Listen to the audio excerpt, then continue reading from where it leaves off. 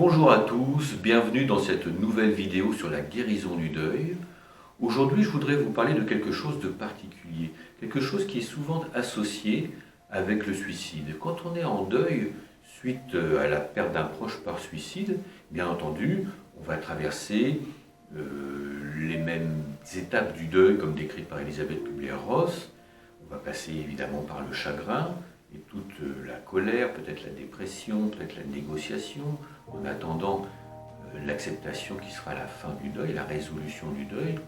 Mais il y a autre chose qui peut venir se greffer et qui est souvent spécifique au suicide. Cette chose différente, eh bien, c'est la colère envers le défunt. Je pense par exemple à Sylvie qui est venue me consulter parce qu'elle était en dépression avancée depuis 3 ans. Ça faisait 3 ans qu'elle était en dépression et bien entendu je lui ai demandé est-ce qu'il s'est passé quelque chose dans votre vie il y a 3 ans? Et la réponse a été le suicide de son fils. Et à cause de cela, Sylvie n'avait plus goût à la vie, pleurait très souvent, se retrouvait isolée et s'isolait finalement volontairement parce que dès qu'elle voyait quelqu'un et que ce quelqu'un une bonne intention, bien entendu, lui demandait comment elle allait. Et bien comment elle allait, elle était toujours dans ce chagrin, cette tristesse, et tout la ramenait tout le temps au suicide de son fils. Alors, on a décidé de commencer cet accompagnement pour la guérison du deuil, pour pouvoir résoudre le deuil et qu'elle puisse passer à autre chose et recouvrer une meilleure santé, physique et psychique. Par exemple, son sommeil aussi était complètement perturbé, son alimentation aussi était perturbée à cause de ce deuil. Et dans cet accompagnement, il est apparu un moment qu'elle avait une colère envers son fils. Et cette colère, elle est bien compréhensible. Parce que cette colère, c'est quoi? Cette colère, si elle est dans ce chagrin, dans cette souffrance, c'est bien parce que son fils a commis un acte volontaire.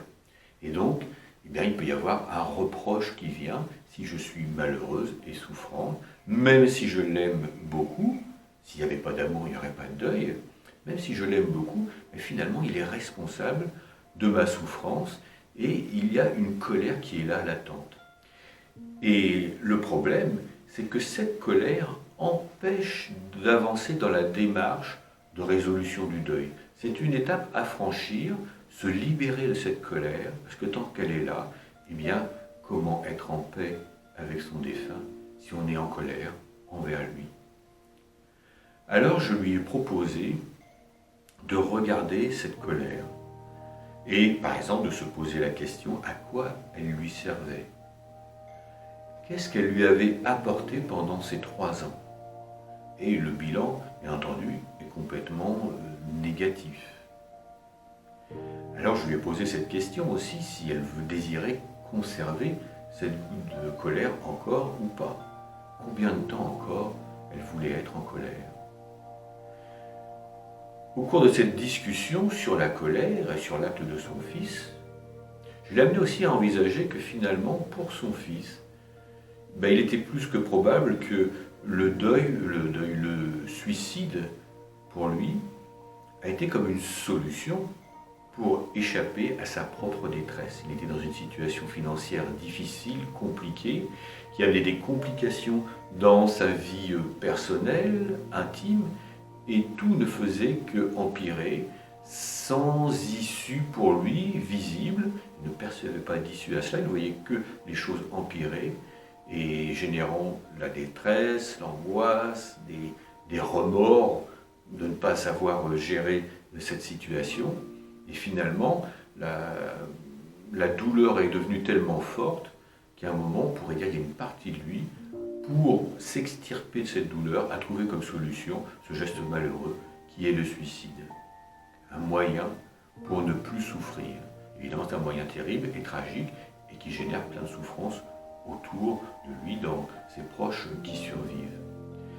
Mais cette façon d'aborder aussi le suicide a permis à Sylvie de changer son regard là-dessus. Et c'est pour ça aussi qu'à un moment, elle a été prête à envisager de se libérer de la colère. Et là, pour le praticien qui l'accompagne, c'était moi en l'occurrence, eh bien, il est devenu possible d'utiliser des techniques d'hypnose par exemple, où je l'invite, j'invite son inconscient à se projeter dans le futur au moment où elle est libérée de la colère. Quand son esprit est dans ce moment-là, libre de la colère, alors son esprit est prêt pour avancer, pour dialoguer, échanger avec son fils et finalement l'accompagner vers la lumière.